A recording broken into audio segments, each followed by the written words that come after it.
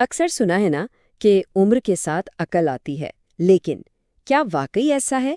या फिर मैच्योरिटी यानी पुख्तगी कोई ऐसी चीज़ है जिसका ताल्लुक उम्र से नहीं बल्कि सोच से है? चलें आज उन्हीं निशानियों को समझते हैं जो बताती हैं कि असल में पुख्तगी है क्या, और इसका सालगिरह के केक से सच कहूँ तो कोई लेना देना नहीं। तो इस पूरी बात को समझने के लिए हम इसे कुछ हिस्सों में देखेंगे। पहले कि पुख्तगी असल में एक माइंडसेट है, उम्र नहीं। फिर अपनी अंदरूनी दुनिया पर काबू पाना। उसके बाद अपने रिश्तों को संभालना। और आखिर में नज़रिए में तब्दीली। तो सबसे पहले ये समझना ज़रूरी है कि पुख्तगी एक ज़हनियत है, उम्र का इससे कोई ताल्लुक नहीं। ये जो एक आम गलतफहमी है ना कि बस उम्र बढ़ गई तो पुख्तगी भी आ गई, चलिए इसको आगे देखते हैं।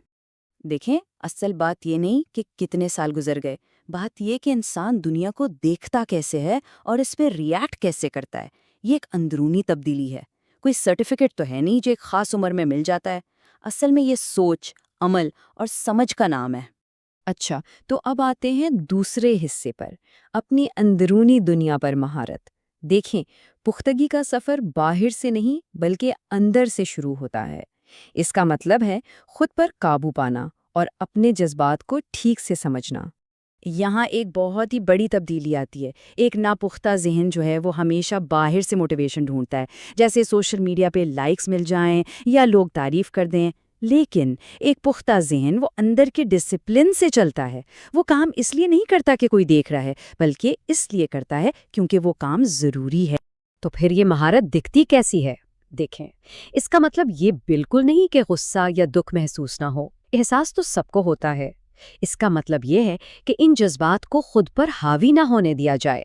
अपनी अना को यानी ईगो को साइड पे रखकर ये मान लेना कि हर बहस जीतना ज़रूरी नहीं है, क्योंकि ज़हनी सुकून इससे कहीं ज़्यादा कीमती है। और इसका एक और मतलब निकलता है लचक यानी रेजिलियंस। जब ज़िंदगी प्लान्स के मुताबिक ना चले, और अक्सर ऐसा ही होता है, तो घबराने के बजाय पुरसुकून रहना, हालात को कबूल करना और आगे बढ़ने का रास्ता तलाश करना, ना कि बस परेशानी में ही डूबे रहना। मुश्किलात से निमटने का ये एक बहुत ही पावरफुल तरीका है। पहला कदम दर्द को महसूस करना, उसे नज़रअंदाज नहीं करना। दूसरा कदम उसी दर्द को ताकत में बदलना, इससे सबक सीखना। और तीसरा, जो कि सबसे अहम है, सही वक्त का इंतज़ार किए बगैर एक्शन लेना। पुख्तगी इंतज़ार नहीं करती, वो रास्ता बनाती है।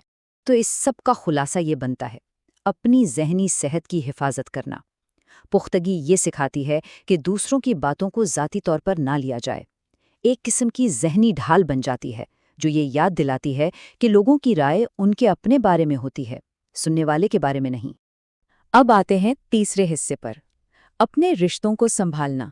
जब कोई अंदर से मजबूत हो जाता है तो ये उसके लोगों के साथ मामलात में भी साफ नजर आता है। ये एक बहुत बड़ी निशानी है।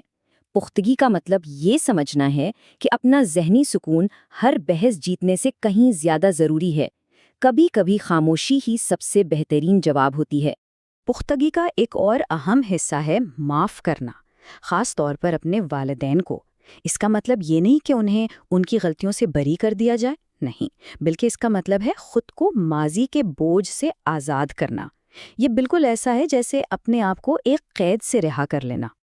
और उसी आज़ादी का दूसरा हिस्सा है सेहतमंद हुदूद, यानी हेल्दी बाउंड्रीज़ कायम करना।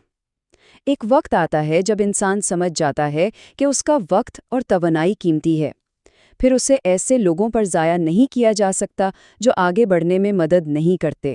ये उसूल जो हैं ये बाहमी एहतराम पर मबनी है।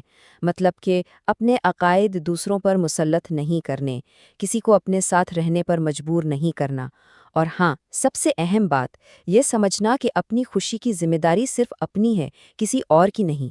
चलें अब चौथे हिस्से की तरफ बढ़ते हैं, नज़रिए में तब्दीली। देखें, पुख्तगी सिर्फ आमाल को नहीं बदलती, बल्कि तरजीहात को यानी प्रायोरिटीज़ को भी बिल्कुल बदल देती है। आइए देखते हैं कैसे।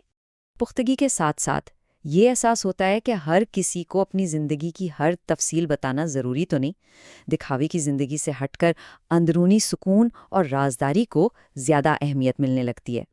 और जब दिखावा करना छोड़ दिया जाता है तो एक जादुई चीज़ होती है, دوسرے لوگوں کی رائے اثر کرنا بند کر دیتی ہے۔ ان کے الفاظ اپنی طاقت کھو دیتے ہیں۔ کیوں؟ کیونکہ اب ان کی تصدیق کی ضرورت ہی نہیں رہتی۔ پختگی ایک خاص قسم کی ذہانت بھی دیتی ہے، یہ سمجھنے کی صلاحیت کہ کون سی چیزیں مقاصد سے بھٹکا رہی ہیں، شور اور اصل چیز کے درمیان فرق کرنا آ جاتا ہے۔ اور آج کے دور کی 3 سب سے بڑی رکاوٹیں یہی ہیں: خبریں اور سیاست، جو اکثر غصہ اور بے بسی پیدا کرتی ہیں۔ پھر ہے چیپ ڈوپامین، یعنی سوشل میڈیا اور فضول تفریح، جو فوری خوشی تو دیتی ہے لیکن اصل میں توانائی اور توجہ دونوں چھین لیتی ہے۔ ایک پختہ شخص ان چیزوں سے دوری بنائے رکھتا ہے۔ چلیں اب آتے ہیں 5ویں اور آخری حصے پر، سفر جاری ہے۔ تو اس ساری بات چیت کا خلاصہ کیا نکلتا ہے؟ ہم نے یہ دیکھا کہ پختگی کوئی ایک چیز نہیں، یہ ایک ملٹی فیسٹڈ یعنی کئی پہلوؤں والی ذہنیت ہے۔ یہ 3 ستونوں پر کھڑی ہے: اندرونی مہارت، رشتوں کو سنبھالنا اور نظریے میں تبدیلی۔ تو پختگی کوئی منزل نہیں، یہ تو ایک مسلسل سفر ہے۔ آج کی اس گفتگو کے بعد سوال یہ پیدا ہوتا ہے کہ اس سفر میں ان نشانیوں میں سے کس پر سب سے زیادہ توجہ دینی چاہیے، کیونکہ حقیقی ترقی اسی سوال کے جواب سے شروع ہوتی ہے۔